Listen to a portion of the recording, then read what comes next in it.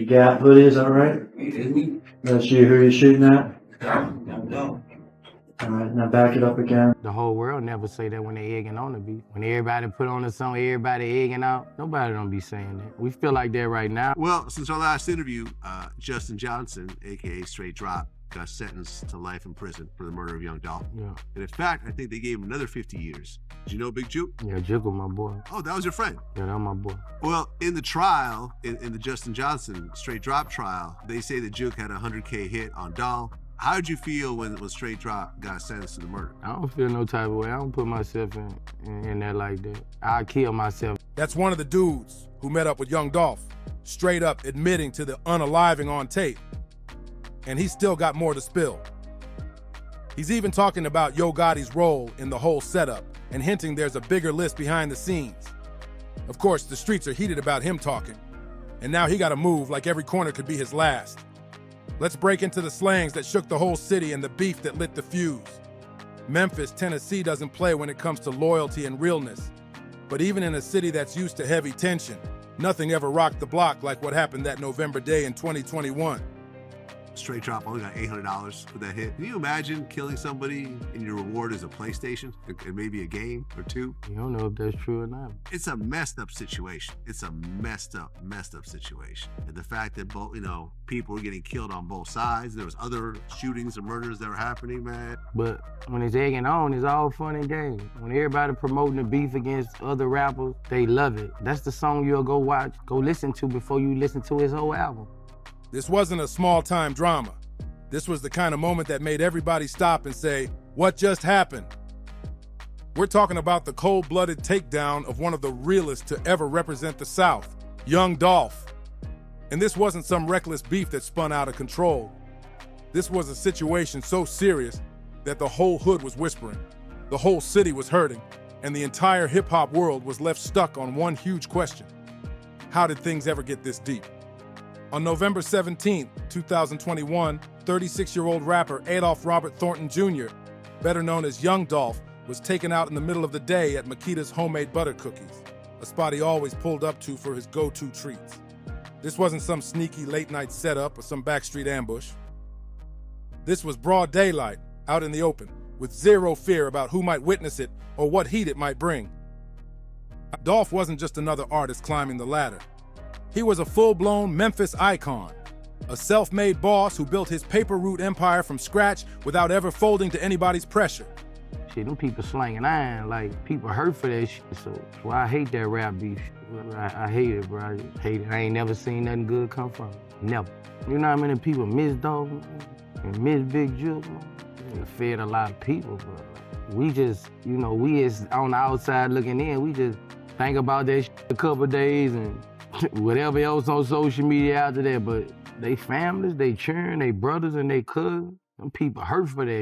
But some records sold that the black man ain't gonna get the money for. And when the shooters pulled up, they let off 22 rounds, 22 shots in broad daylight. That's not just taking somebody out. That's sending a message loud and clear. That wasn't just a message. That was making an example out of somebody in the coldest way possible. The whole thing got caught on surveillance too, clear as day. Two dudes in ski masks pull up in a white Mercedes, jump out with the blinkies, and start firing like they were on a mission, while Dolph was literally just trying to grab some cookies. After they emptied the whole load, they slid off like it was a regular errand, leaving a whole city frozen in disbelief. Memphis was hurting, and people wanted answers fast. The community was demanding to know who would move this grimy and why. Memphis PD wasn't dragging their feet either.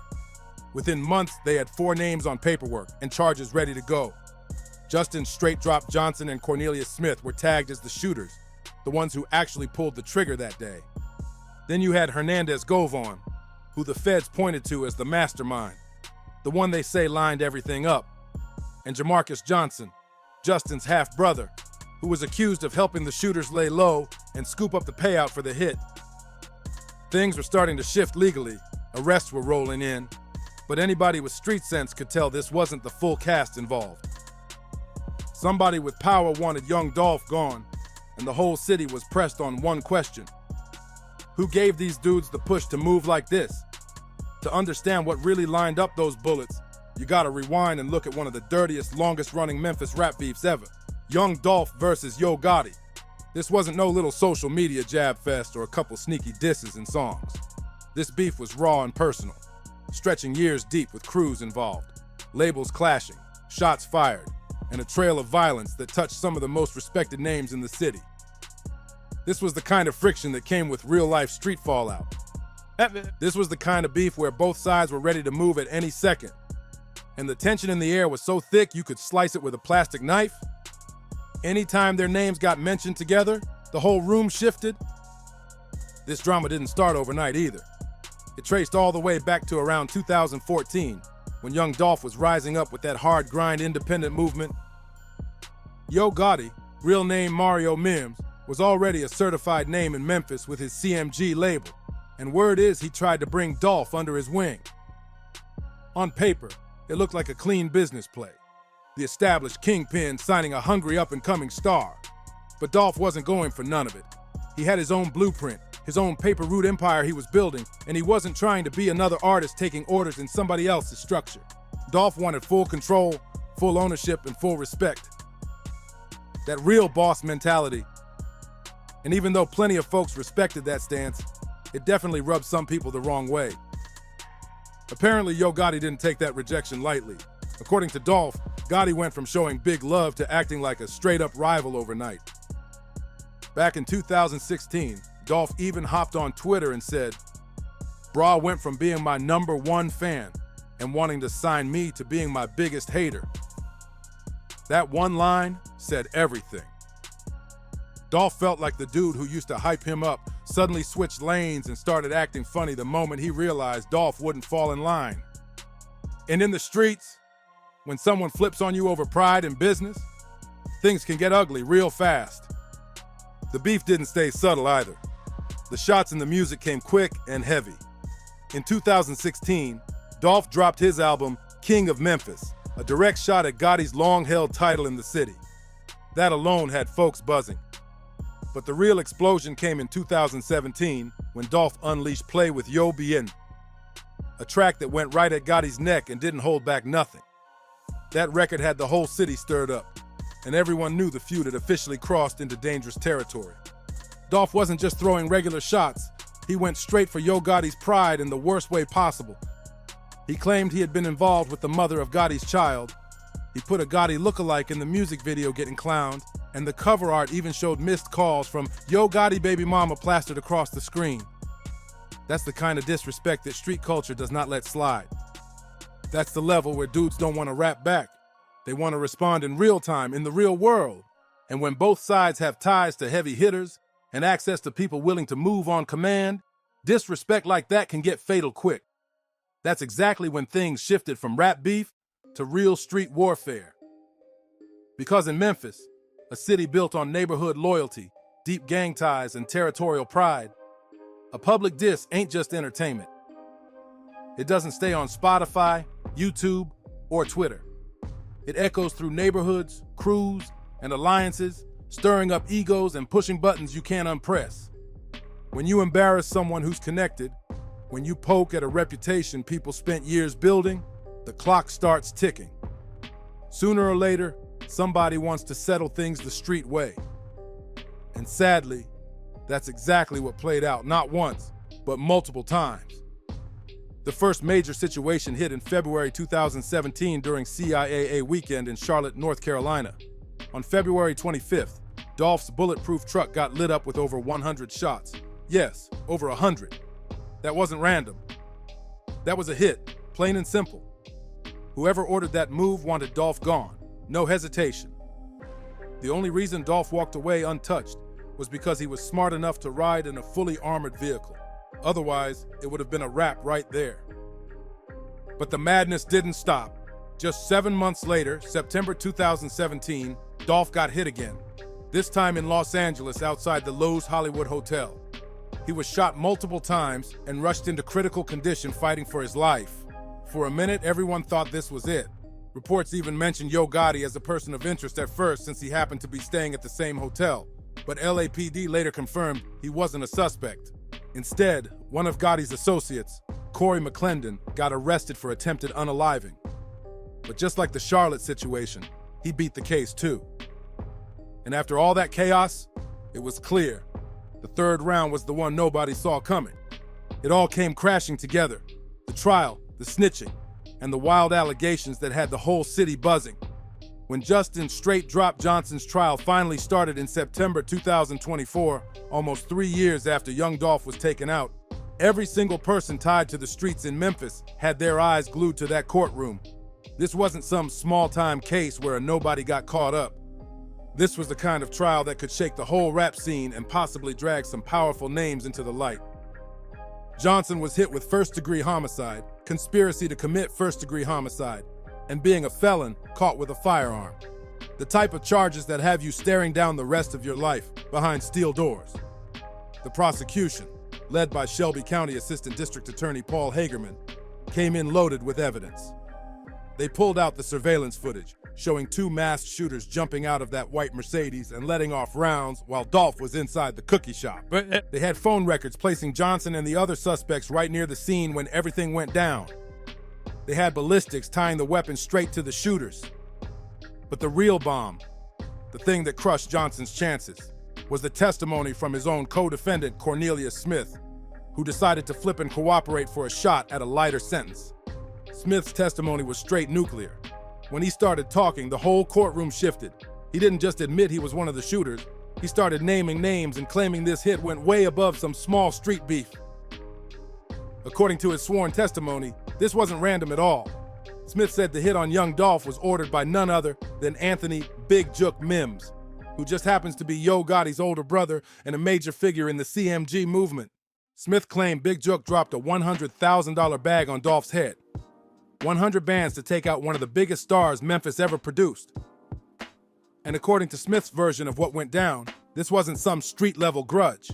This was an order coming from someone way higher in the chain. The money behind the hit was supposedly broken down like a grim business deal. Smith said he and Johnson were each supposed to walk away with 40 racks for actually carrying out the slaying, while Hernandez Govan, the alleged mastermind, was supposed to get 20 bands for lining everything up. Smith even claimed he and Johnson had multiple sit-downs with Big Jook in the weeks leading up to the hit, talking through how the whole thing was supposed to unfold. And according to Smith, once they took Dolph out, they hopped on FaceTime with Big Jook to let him know the mission was done. That alone had the courtroom buzzing. But then Smith took it even further. He said someone connected to CMG dropped 50 bands to cover his legal fees after he got locked up in January 2022. Smith said he couldn't pinpoint exactly who sent the bread, but he insisted the money came from someone tied to CMG. If that's true, it suggests this wasn't just one person allegedly calling shots. It hints at a bigger web, maybe even organizational involvement.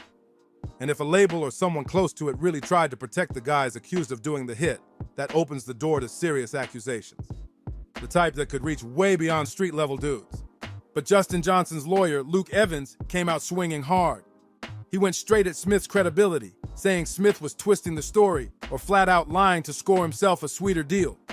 Evans brought up a letter Smith supposedly wrote from jail, a letter where Smith reportedly told his family he would say anything to avoid dying behind bars.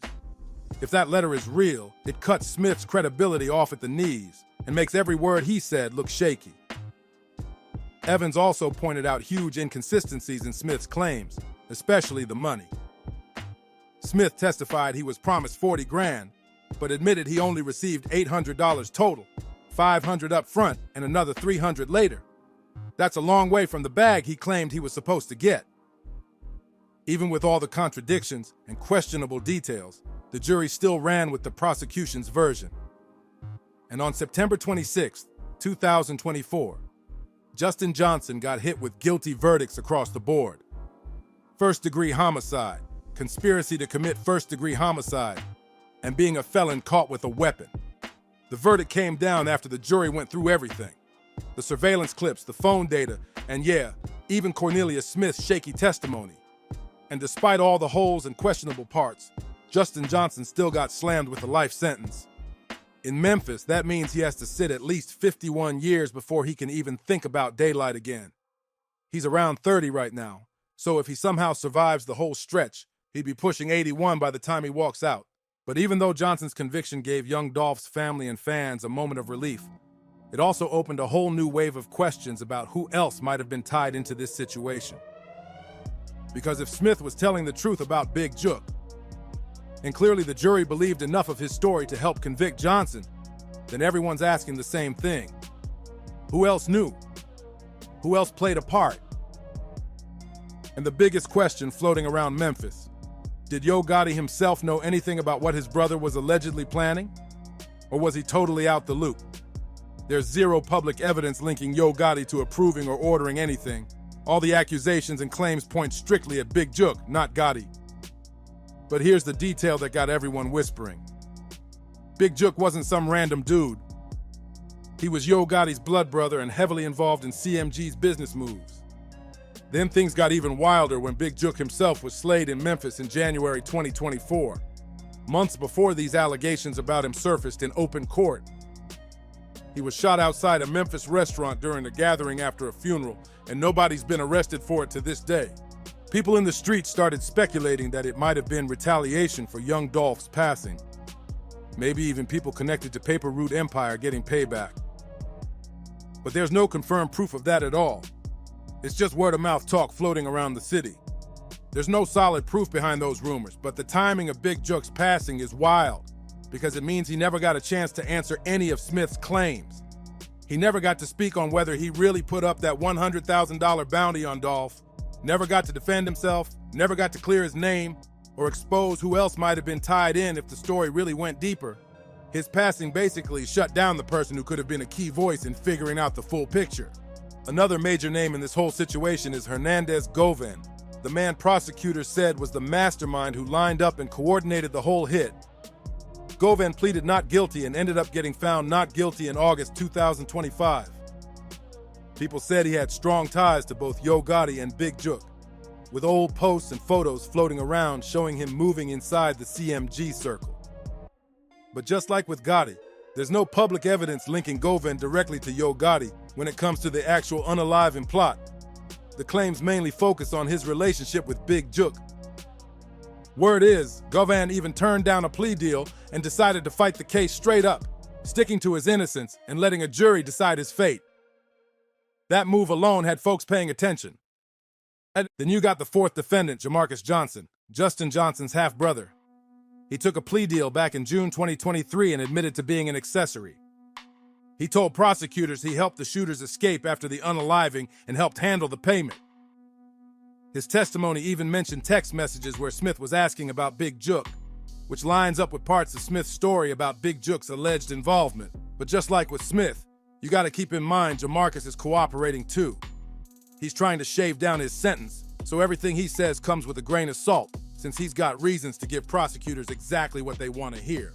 Outside of those 4 dudes who got charged, investigators also started looking at possible ties between the homicide and other people around Yo Gotti's circle, especially Black Youngsta, the CMG artist who was involved in that Charlotte situation back in 2017.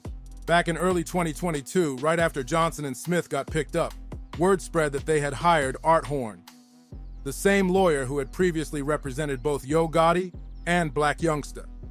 That connection had the whole city whispering because folks instantly wondered if CMG still had some kind of link to the case. Horn ended up dropping them later and publicly said he wasn't hired by CMG or anybody tied to them. But the fact that the accused shooters were even connected to a lawyer from Gotti's circle, even for a moment, added another wild twist to a situation already full of shadows and rumors. And that brings us to the biggest question still hanging over this whole story. The one nobody's been able to answer even after Johnson got convicted. If Big Jook really did order that hit on young Dolph, was he acting on his own? Was he handling street business without Yo Gotti knowing anything about it? Or was Gotti aware of what was being planned? Was he involved in any decision-making behind the scenes? Or did he actually give the green light? Right now, there's no direct evidence that connects Yo Gotti to approving or ordering anything. None. Every allegation that surfaced in court points at Big Jook, not Gotti.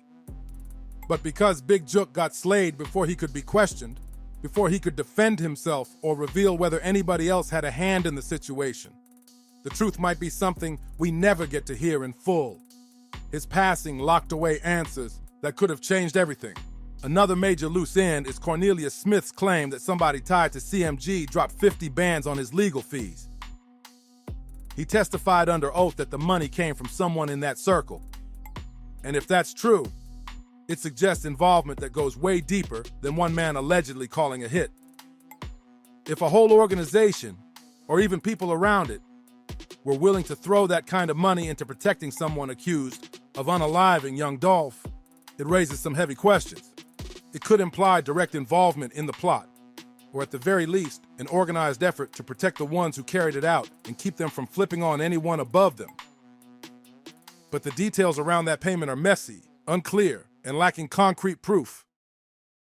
Nobody knows who actually sent the money, or if it even came from CMG at all. And you gotta remember, in Memphis's tight street culture, people look out for each other in ways that ain't always obvious. It's not unheard of for associates, friends, or even distant connections to pitch in for legal fees when someone is facing a mountain of time, especially if there's fear they might cooperate with the authorities. In situations like that, money can move quietly, anonymously, and with motives people on the outside may never fully understand. Another wild part of this whole situation is the massive gap between the alleged $100,000 bounty Big Jook supposedly put on young Dolph's head and the tiny $800 Cornelius Smith says he actually got. That's not just a mix-up. That's less than 1% of what was allegedly promised. If someone told a street dude he'd get 40 racks for carrying out a hit, and after the job was done he only got handed $800, that would usually spark chaos. Most people would expect anger, betrayal, and maybe even retaliation. Or at the very least, zero loyalty moving forward. But instead of blowing up or turning on everybody involved, Smith cooperated with authorities and testified against Johnson, all while claiming he got played on the payout. That raises a huge question. Why would the people who allegedly ordered the hit, people who supposedly had access to six figures, plus enough bread to later drop 50 bands on legal fees, short the shooter so badly? One possible explanation is that the 100,000 number was inflated or straight up false from the start.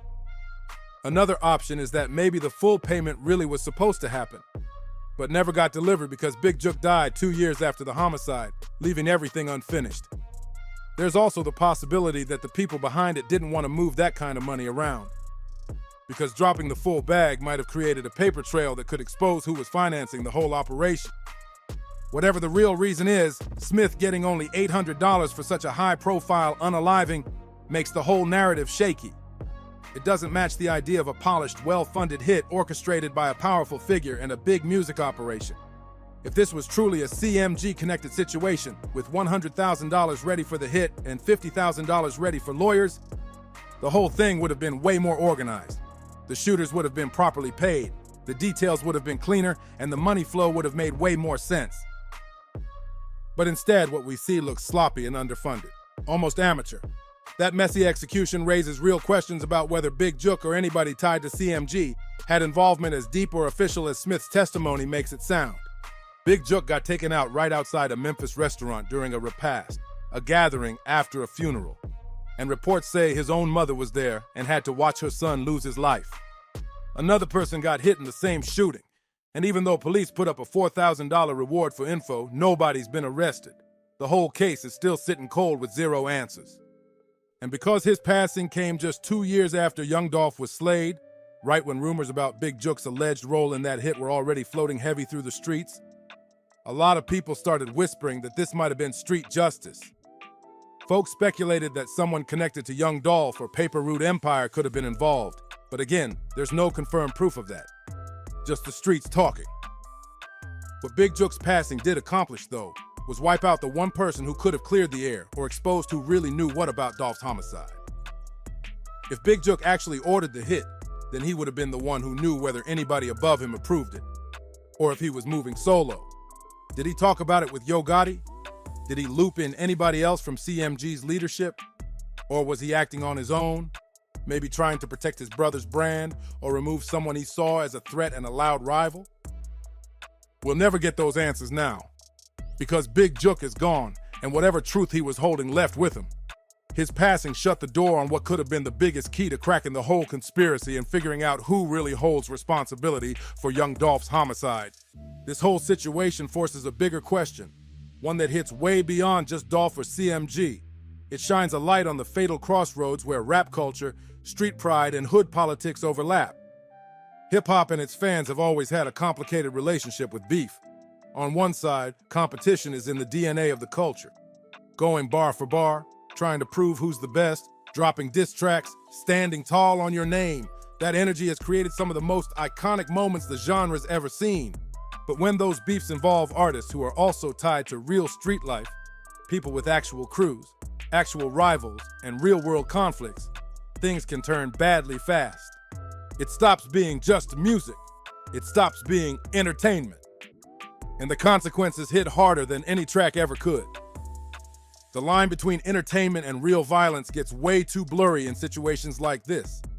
And what starts off as rap beef or a way to boost attention can end up turning into actual lives being taken. Big Jook left behind a family who had to watch the whole tragedy unfold right in front of them. And the people who planned or carried out these hits, they're either already buried in the system or guaranteed to spend the rest of their lives behind bars. Future's gone before they even reach their prime. And for what? For pride? For respect? For a bigger spot in Memphis's rap scene? For loyalty to a label or a block? The price paid is huge, and whatever payoff anybody thought they were getting is tiny compared to everything that was destroyed. The truth is, we might never fully know who should be held responsible for young Dolph's passing. Pieces of the puzzle are missing forever. But what we do know without a doubt is this. Young Dolph's unaliving was a heartbreaking loss of a major talent, a powerful voice, and a man who built everything on his own terms. It shattered families, hurt a whole city, and showed the dark reality of what happens when music beef mixes with real street pressure. Young Dolph wasn't just a rapper. He was a businessman, a respected figure, and someone who gave back heavy to his community. He survived struggle after struggle just to build a legacy that made Memphis proud. His passing didn't just take away an artist.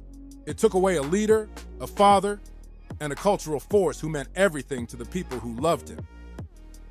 And even though the shooters got convicted, the bigger questions, the why, the who else, the who really called the shots, those questions still hang in the air with no answers.